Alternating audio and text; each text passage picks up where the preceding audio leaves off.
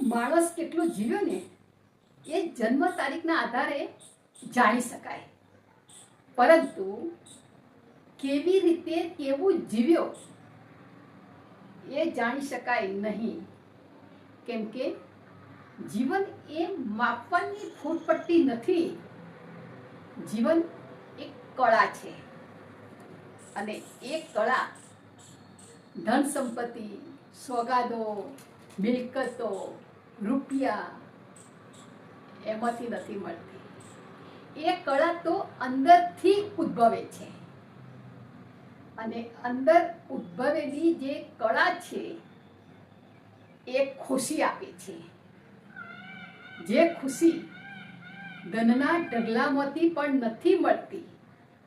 આમ અપેક્ષાઓ માણસના મનને